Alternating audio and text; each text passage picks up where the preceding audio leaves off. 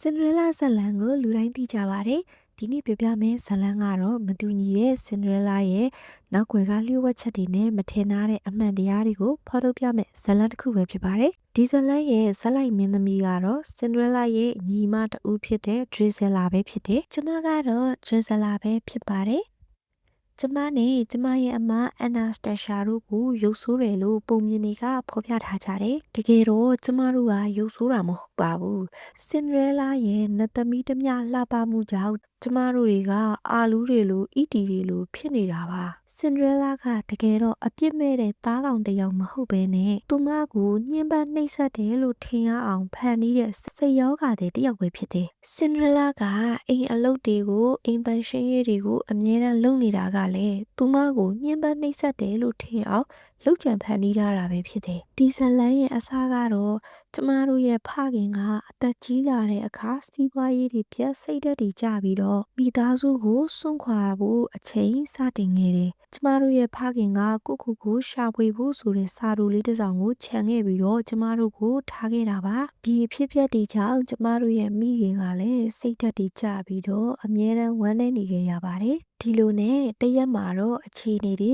ပြောင်းလဲသွားခဲ့ပါတယ်။ကျမကဥယျာဉ်မှူး Mr. Rivers ကိုအလုပ်ခန့်ပြီးတော့ Mr. Rivers ရဲ့သမီးဖြစ်သူ Cinderella ကိုပါခေါ်လာခဲ့ပါတယ်။ Cinderella ရဲ့လှပတဲ့ရုပ်ရည်နဲ့နတ်သမီးလိုအမူအရာတွေကြောင့်ကျမကစိတ်မသက်မသာဖြစ်ခဲ့ရသေးတယ်။ Cinderella ကအိမ်ကိုရောက်ချင်းပါပဲ။သူမရဲ့အဖြစ်ကင်းတဲ့ပုံစံနဲ့အိမ်မှုကိစ္စကျွမ်းကျင်မှုတွေကြောင့် Anastasia နဲ့ကျမမိခင်ရဲ့ချစ်ခင်မှုတွေကိုရယူနိုင်ခဲ့တယ်။ဒီလိုနဲ့ကျမဟာကိုယ့်အိမ်မှာတောင်အပေခံတစ်ယောက်ဖြစ်လာတယ်။တနေ့မှာတော့ Cinderella ရဲ့ပရင်းပေါက်အပြင်ကနေငှက်တိုက်လေးတစ်ခုပျက်စီးသွားတာတွေ့ရတယ်။သိပ်မကြာခင်မှာပဲ Cinderella ကကျမရဲ့မိခင်ကိုအပြာရောင်ငှက်မွေးလေးတွေနဲ့ပြုတ်လုထားတဲ့ဘီးလေးတစ်ချောင်းကိုလက်ဆောင်ပေးခဲ့ပါတယ်။ကျမကတော့ဒါက Cinderella ကကျမမိခင်ရဲ့ချစ်ခင်မှုကိုရယူဖို့အတွက်ငှက်လေးတွေကိုတတ်ခဲ့တာလို့တန်တရားဝင်ခဲ့တယ်။ဒါပေမဲ့သူမကတော့အပြစ်ကင်းစင်တဲ့ပုံစံလေးကိုထိမ့်သိမ်းထားပြီးတော့ချစ်စရာကောင်းအောင်ဟန်ဆောင်နေတော့ပဲဖြစ်တယ်။ဒီလိုနဲ့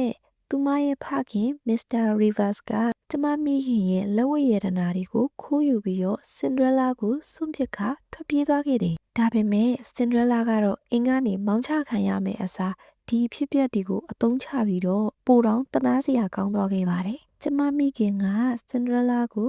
ငါရဲ့လိမ္မာတဲ့သမီးလေးလို့ခေါ်ဝေါ်ပြီးတော့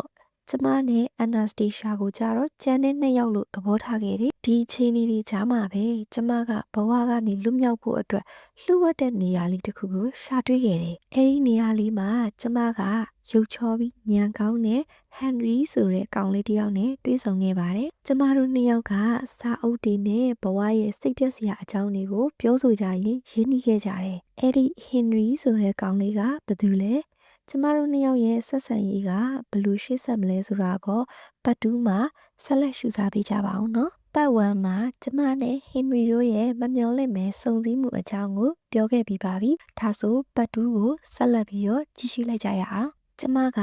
ကျမရဲ့အိမ်ကိုအရန်စိတ်ပြတ်နေတဲ့အိမ်ကနေလွတ်မြောက်ဖို့အတွက်စွန့်ပစ်ထားတဲ့ခြံအဟောင်းတစ်ခုကိုမကြာခဏသွားရောက်ပါတယ်။အဲဒီနေရာမှာ Henry ဆိုတဲ့ညံကောင်းပြီးတော့ရန်ချောတဲ့ကောင်လေးတစ်ယောက်နဲ့တွေ့ဆုံခဲ့ရတယ်။ကျမတို့နှစ်ယောက်ကစာအုပ်တွေဖတ်ရင်းတယောက်ချောင်းတယောက်ပြောရင်းနဲ့ရင်းနှီးခဲ့ကြတယ်။တရက်မှာတော့ Henry ကမတော်တဆထောင်ချောင်းတစ်ခုကိုမိနေခဲ့တယ်။ကျမကလည်းသူ့ကိုကယ်တင်ပြီးတဲ့အခါ Henry ရဲ့ခပ်ပတ်မှာတော်ဝင်တစိမ့်တစ်ခုကိုတွေးလိုက်ရပါတယ်။အဲဒီခါမှာကျမကအယံ့အံ့ဩသွားခဲ့တယ်။ဒီတော်ဝင်တစိမ့်က Henry ဟာအင်းရှိဆန်မင်းသားဖြစ်တယ်ဆိုတာကိုသိလိုက်ရလို့ပဲဖြစ်တယ်။ဒီအဖြစ်အပျက်ကြောင့်ကျမအံ့အားသင့်ခဲ့ရပေမဲ့ကျမတို့နှစ်ယောက်ရဲ့ဆက်ဆံရေးကတော့ပိုပြီးတော့ခိုင်မာလာခဲ့တယ်။တရက်ကျတော့ Henry ကတနစ်ကျော်ကြာမဲ့တော်ဝင်ကိုယ်စားလှယ်အဖွဲ့နဲ့အတူနိုင်ငံခြားကိုထွက်ခွာသွားခဲ့တယ်။ကျမတို့နှစ်ယောက်ကစာတွေအပြန်အလှန်ရေးကြမယ်လို့ကတိပေးခဲ့ကြပါတယ်။အစပိုင်းမှာတော့ Henry ရဲ့စာတွေက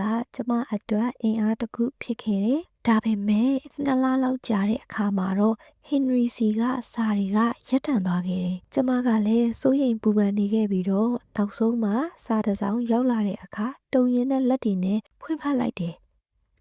အဲ့ဒီစာထဲမှာတော့ဟင်နရီရဲ့ကိုယ်စားလှယ်အဖွဲ့ရဲ့ခရီးစဉ်ကထပ်မံတိုးချဲ့လိုက်တာကြောင့်သူ့ရဲ့တာဝန်တွေကပုံမများပြားလာတယ်လို့ရေးသားထားတယ်။ဒီလိုနဲ့ကျမတို့နှစ်ယောက်ကြားကဆက်ဆံရေးဟာတဖြည်းဖြည်းဝေးကွာလာနေပြီဆိုတာကိုကျမသိနေခဲ့တယ်။မင်းသားလေးဟင်နရီနဲ့ကျမရဲ့ဆက်ဆံရေးကမရေမရာအခြေအနေမှာပဲရှိနေမှာလားရှေ့ဆက်သွားမှာလားဆိုတာကိုနောက်တစ်ပိုင်းမှာဆက်လက်ဖော်ပြပေးပါမယ်။